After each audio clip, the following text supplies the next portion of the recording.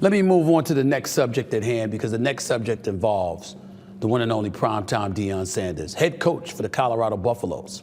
After a blistering start to their season, Colorado is now 4-7 following their 56-14 loss to Washington State. The loss officially prevents the Buffs from being eligible for a bowl game. Coach Sanders discussed the difficult stretch of the season. Take a look. How much are guys kind of auditioning for where they stand going into the season? I don't know about audition, man. We're trying to win. We're trying to win. We're just trying to win a football game. I don't know about the auditions. We're trying to win. Well, if you're trying to win, you're not trying very hard. And I would certainly not accuse any team associated with primetime Deion Sanders of that. So it's not a matter of just trying to win. I know the effort is there. What primetime Deion Sanders is not saying, we just don't have the horses. You got annihilated by Oregon on national television. You just got annihilated by Washington State. You were up 29-0 on Stanford at halftime, and you blew that game in double overtime, losing 46-43. You've lost to Oregon State. The list just goes on and on and on. The Colorado Buffaloes look awful right now. And here's why. Here's the biggest reason why. We got to call it like we see it. They don't have the horses. I don't want to hear anybody talking about the coach in the primetime Deion Sanders. The man didn't forget how to coach. Okay? He knew how to coach when he was at Jackson State and HBCU. He knew how to coach the first few games.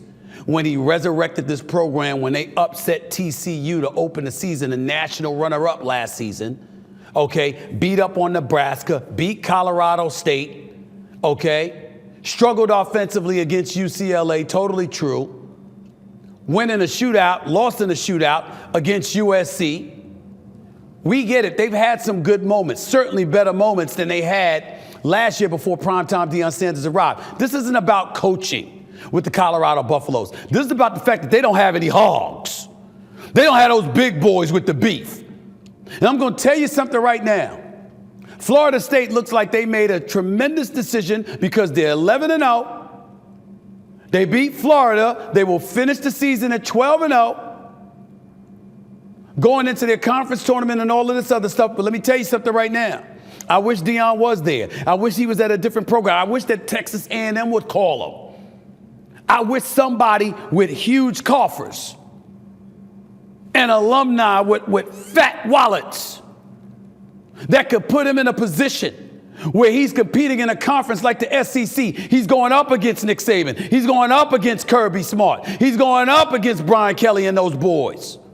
Lane Kiffin, throw him in there too. I wish they would give Deion Sanders an opportunity like that. He can tell you all the stuff he wants to about how he ain't thinking about anything but being here at Colorado. Got his home here, got his family here, all that other stuff. They know how to move. He knows how to get on a plane and fly. Hell, he can drive.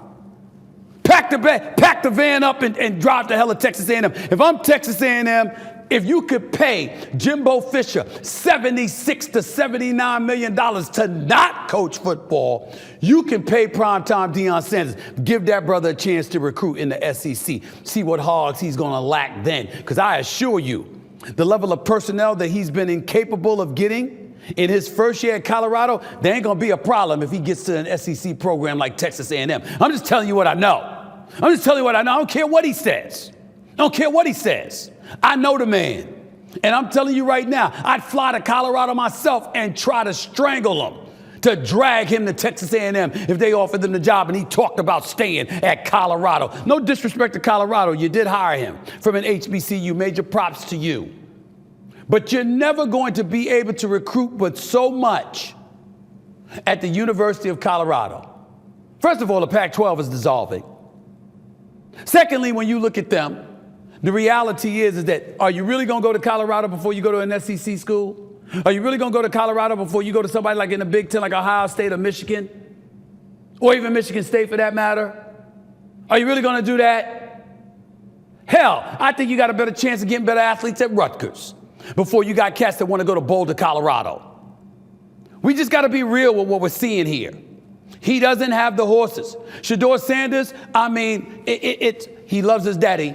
and he loves playing football, and he's a stud, but he's miniature in size compared to them big boys coming after him. He's been sacked 52 times. He's getting mauled and mugged legally. Legally. Thank God his father and the coaches said he didn't need to go back up in there because he's getting slaughtered. Travis Hunt, same thing. He's been injured on at least 2 occasions this year. They don't have the horses. Football starts up front, line of scrimmage, offensive line, defensive line. It's about them meat and potato boys. It's about them hogs. It's about them boys that eat steak and potatoes for breakfast. It's about those. You don't have them in Colorado. That's why you're seeing what you're seeing now over the last 7 weeks or so. Because they just don't have them. And you ain't going to get them in Boulder, Colorado. I'm sorry. I'm sorry. It's just not going to happen.